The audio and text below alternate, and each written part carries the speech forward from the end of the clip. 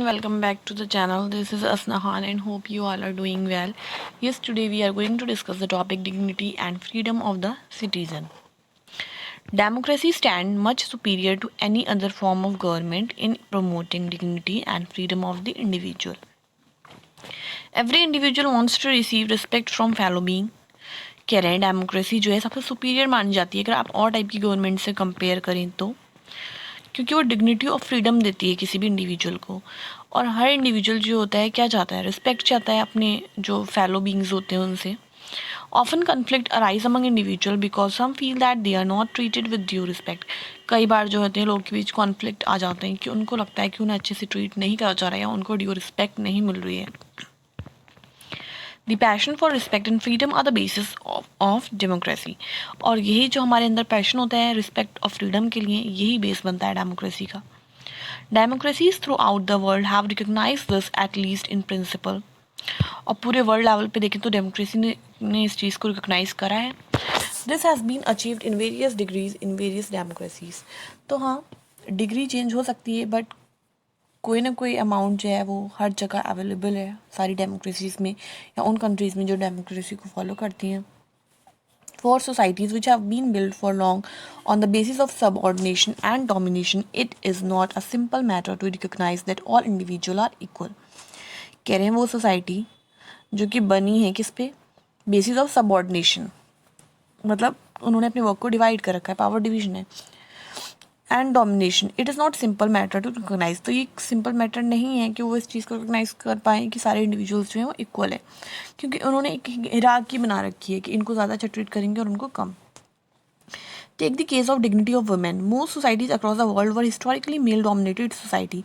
कह रहे हैं चलिए वुमेन की रिस्पेक्ट डिग्निटी की बात कर लेते हैं, तो बहुत सी हमारी सोसाइटी ऐसी है जहाँ पे मेंस जो होते हैं उनको ज़्यादा माना जाता है, वो डोमिनेट करते हैं मतलब सोसाइटी को या फीमेल्स को। Long struggle by women have created some sensitivity today that respect to and equal treatment of women are necessary ingredient of a democratic society।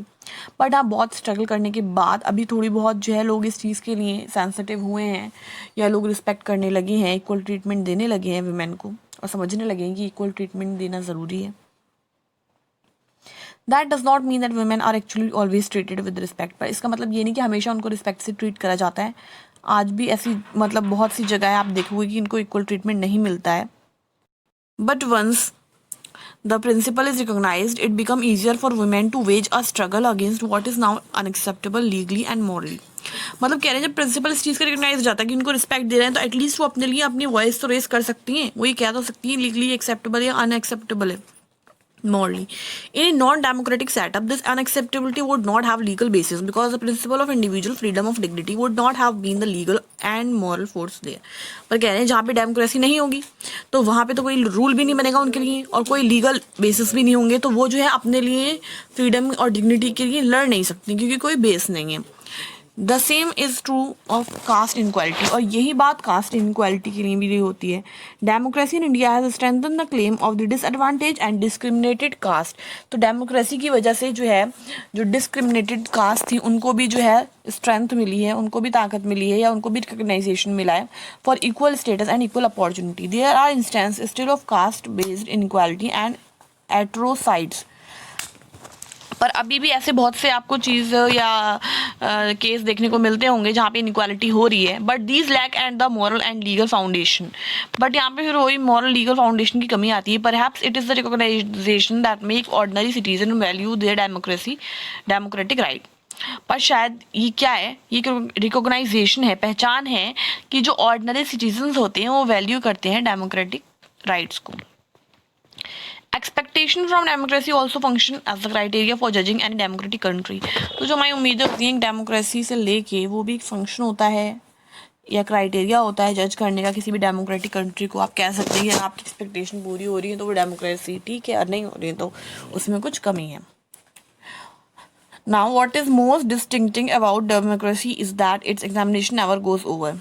तो जो एक ख़ास बात है डेमोक्रेसी की, इसको हमेशा एग्जामिनेशन चलता ही रहता है क्योंकि गवर्नमेंट चेंज होती रहती है, कह सकते हैं, ये कभी भी एट पार नहीं हो पाती है।